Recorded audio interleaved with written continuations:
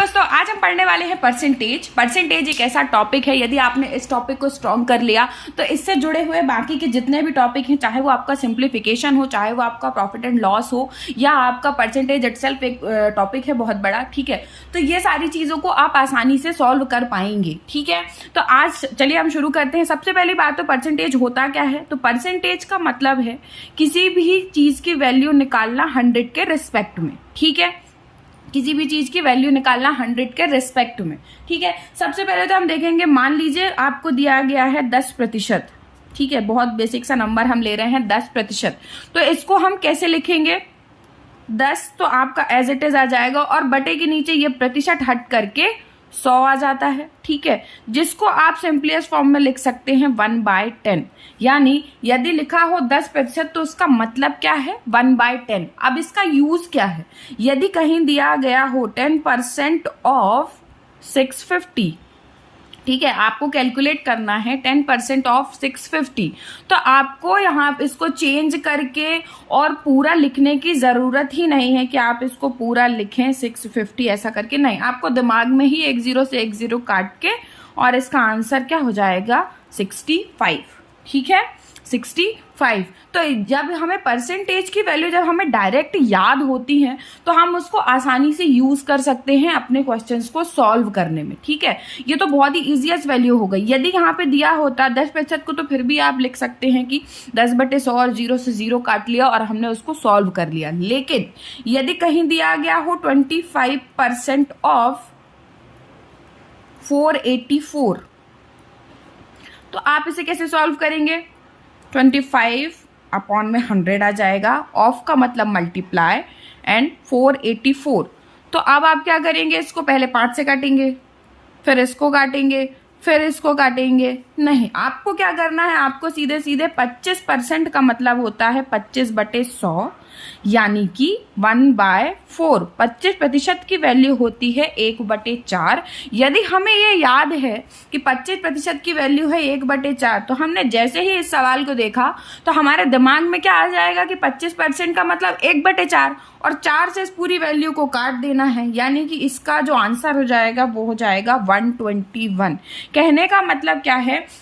Solve आप ऐसे भी कर सकते हैं। ठीक है, सॉल्व आप ऐसे भी कर सकते हैं, ये भी एक तरीका है। लेकिन यदि हमें वैल्यू याद होती है, यदि हमें पता होता है कि इसका जो सिंपलेस्ट फॉर्म है वो क्या होता है, तो हम उस क्वेश्चंस को आसानी से सॉल्व कर सकते हैं। क्योंकि जब हमारे एग्जाम में सवाल आते हैं तो ऐसा तो है नहीं है कि वो हमें सिर्फ इतना पूछेगा, नहीं, हमारे उस क्वेश्चन में कई सारे स्टेप्स होते हैं। ठीक है, तो हर एक स्टेप्स को ऐसे लिख करके यदि हम सॉल्व करेंगे तो उसमें हमारा टाइम जाएगा, और कॉम्पिटिटिव एग्जाम में आपको अपना टाइम जितना हो सके उतना सेव करना होता है। ठीक है, तो इसके लिए हमें इस फॉर्म में यदि हम करेंगे तो ये हमारे लिए ज्यादा बेहतर होगा। ठीक है, ऐसे ही आप सारे परसेंटेजेस के वैल्यू निकाल सकते हैं और आप उनको सॉल्व कर सकते हैं, जिससे कि आपका जो काम है वो आसान हो जाएगा। तो सबसे पहली चीज तो हमने क्या सीखी कि यदि कोई चीज दी हुई है परसेंटेज में तो उसको रेशियो में कैसे कन्वर्ट कर देते हैं हम, कि 25% दिया है तो 25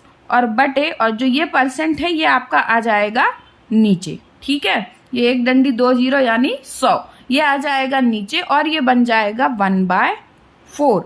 ठीक है, ये तो हो गया रेशियो में। अब यदि ये कह दिया जाए कि 1/4 को हम प्रतिशत में क्या लिखेंगे, तो 1/4 प्रतिशत में कन्वर्ट करने के लिए 100 से मल्टीप्लाई कर देंगे, तो ये आपका हो जाएगा 25%। और परसेंट का साइन आपको लगाना है, क्योंकि ये परसेंट का साइन यहाँ तो रिमूव हो गया था 100 से, पर यहाँ तो 100 मौजूद है ना, तो इसे हम क्या लगाएंगे? 25%। ठीक है, समझ में आई इतनी बात कि यदि हमें दिया है 25% तो हम उसको कैसे कन्वर्ट करके लिख सकते हैं? 25/100। हमने इसको इससे डिवाइड कर दिया, 25 चौक को 25 एकम 25, 25 चौक को 100, यानी 1/4। ठीक है, और यदि हमें इसी को लिखना है, रेशियो से हमें कन्वर्ट करना है परसेंटेज में, या किसी भी वैल्यू को आपको कन्वर्ट करना है परसेंटेज में, तो आप उसको क्या लिखेंगे? 1/4। जैसे हमें यहाँ पे 25% को ही कन्वर्ट करना था, जो कि हमने यहाँ पे 1/4 निकाला, तो 1/4 एंड मल्टीप्लाइड बाय 100, तो ये आपका क्या निकल आएगा? 25%। ऐसे आप किसी भी वैल्यू को ले सकते हैं। ठीक है, अब जैसे ये 1/4 था, यदि मैं इसको यहीं पे कर दूं 3/4, ठीक है, तो 3/4 इंटू 100 कर सकते हैं आप, ठीक है। या फिर 1/4 की वैल्यू आपने निकाली थी, जैसे आपने यहाँ पे सपोज 3/4 लिया है, तो आप इसको इससे डिवाइड करेंगे, तो 25 चौको 100, 25 इंटू 3 यानी 75%, ठीक है। और वहीं पे आपको पता है कि आपने 1/4 की वैल्यू क्या निकाली थी, 25%। अब आपको क्या निकालनी है, 3 इंटू 1/4, तो यहाँ पे भी आप 25% से 3 का मल्टीप्लाई कर सकते हैं। तो 3/4 की वैल्यू सीधा सीधा आपकी आ जाएगी 75%, ठीक है। कहने का मतलब ये है कि प्रतिशत से आप रेशियो में कैसे बदलेंगे और रेशियो से आप प्रतिशत में कैसे बदलेंगे, ये चीज हमने इतने में सीखी। अब कई सारी ऐसी वैल्यूज होती हैं परसेंटेज की जिनको हमें याद रखना है, ताकि जब भी वो एग्जाम में डायरेक्टली यूज हो रहे हो तो हम उनको इंस्टेंटली यूज कर सके, ठीक है। तो यहाँ पे मैंने ये सारी वैल्यूज का एक चार्ट बनाया है जो मैं आपको दिखा रही हूँ, ठीक है। और ये सारी वैल्यूज आपको भी अपने एक पेपर पे नोट करके रख लेनी है और पेस्ट कर लेना है अपनी उस वॉल में जिसके सामने बैठ करके आप पढ़ाई करते हैं। ऐसा क्यों? ऐसा इसलिए कि जो परसेंटेज इजी हैं उनको तो आप याद रख पाएंगे, पर कुछ ऐसी वैल्यूज भी होती हैं जिनको हम भूल जाते हैं, ठीक है। तो बार बार देखने से हमें क्या होता है कि वो चीज हमें हमेशा याद रहती है, ठीक है। तो सबसे पहला आपका 1/1 100%, सेकेंड है आपका 1/2 50%। अब यदि आपको ये लग रहा है कि ये कैसे आया होगा, तो सीधा सीधा 1/2 इंटू 100 तो 50%, 1/3 इंटू 100 33.33%। ये सारी वैल्यूज ऐसे ही निकाली गई हैं, यदि आप चाहें तो आप खुद भी निकाल करके देख सकते हैं, ठीक है।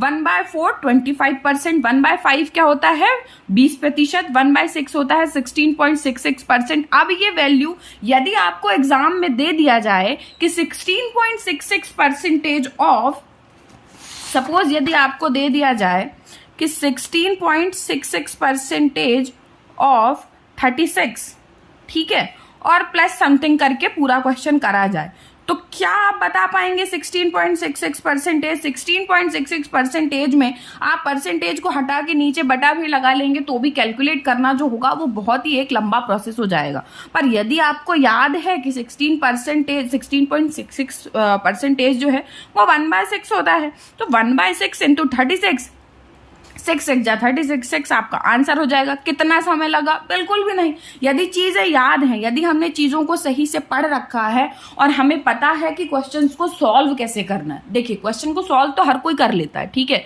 यदि आपको मैथ्स आता है तो आप क्वेश्चन को कैसे ना कैसे सॉल्व कर ही लेंगे, लेकिन आपको विद इन टाइम सॉल्व करना है, ठीक है। उसके लिए परसेंटेजेस याद होना, परसेंटेजेस की वैल्यू पता होना एक बहुत ही इंपॉर्टेंट चीज है, ठीक है। तो अब ये सारी चीजें आपको अपने जैसे मैंने आपको बताया, आपको ये लिखनी है और याद भी करनी, क्योंकि ये आपको बहुत हेल्प मिलेगी इनसे क्वेश्चन सॉल्व करने में। आप खुद भी देख पाओगे कि वो क्वेश्चन जिनको आपको सॉल्व करने में बहुत टाइम लगेगा यदि आप नॉर्मल प्रोसेस से करोगे, पर यदि आपको ये वैल्यूज याद है तो आप बहुत जल्दी कर पाएंगे, ठीक है। सो 1/8 12.5%, 1/9 होता है 11.11%, ठीक है। 1/10 10%, 1/11 9.09%, 1/12 8.33%, 1/13 होता है आपका 7.69%, 1/14 होता है 7.14%, 1/15 is equal to 16.66%, 1/16 is 6.25%, 1/17 is 5.88%, 1/18 is 5.55%, 1/9 is equal to 5.26%, 1/20 is equal to 5%, 1/25 is 4%, 1/30 is 3.33%, 1/40 is 2.5%, 1/50 is equal to 2%, and 1/100 is equal to 1%, ठीक है। अब हमने ये तो पढ़ लिया। अब यदि आपसे पूछ लिया जाए, जैसे कि आपने ये 1/12 पढ़ा, ठीक है, 1/12 आपने क्या पढ़ा है कि 8.33% होता है, ठीक है। आपने पढ़ा 1/12 जो होता है आपका, ठीक है, आई होप आपको दिख रहा होगा सही से। 1/12 जो होता है आपका वो होता है 8.33%, ठीक है। अब यदि आपसे पूछ लिया जाए, ठीक है, यदि आपसे पूछ लिया जाए कि 41.66% क्या होता है, 41.66% क्या होता है, तो क्या आप बता पाएंगे? नहीं, इजीली तो नहीं बता पाएंगे यदि नहीं पता। पर यदि आपको पता है कि 88.33% का 5 टाइम्स कर देंगे तो हमें ये मिल जाएगा। तो आप इजीली बता पाओगे कि ये क्या होगा, 5/12 होगा। ठीक है, सेम एज 1/8 की वैल्यू क्या होती है, 12.5%। ठीक है, क्या होती है, 12.5%। अब यदि आपसे कोई पूछ ले कि 3/8 की क्या होगी, तो 3/8 की कुछ नहीं होगी, 12.5% का 3 गुना कर देंगे तो हमें 3/8 की वैल्यू मिल जाएगी। ठीक है, 12.5% इंटू 3 कर देंगे आप, तो आपको मिल जाएगा 37.5%। ठीक है, अब यदि 3/8 आपका 37.5% है, तो 62.5% क्या होगा, वो आपका हो जाएगा 5/8%। ठीक है, तो ये थे इंपॉर्टेंट परसेंटेज के फ्रैक्शंस वैल्यू जो आपके एग्जामिनेशन के लिए बहुत इंपॉर्टेंट है। आई होप कि आपको ये सारी चीजें समझ में आई होंगी। तो आप इनको नोट डाउन करेंगे अपनी नोटबुक में और आप इनको जरूर से याद करिएगा, इनसे आपको बहुत मदद मिलेगी। यदि आपको ये वीडियो अच्छा लगा हो तो लाइक करिएगा और अपने दोस्तों के साथ शेयर भी करिएगा, and please do subscribe my channel. Thank you for watching, that's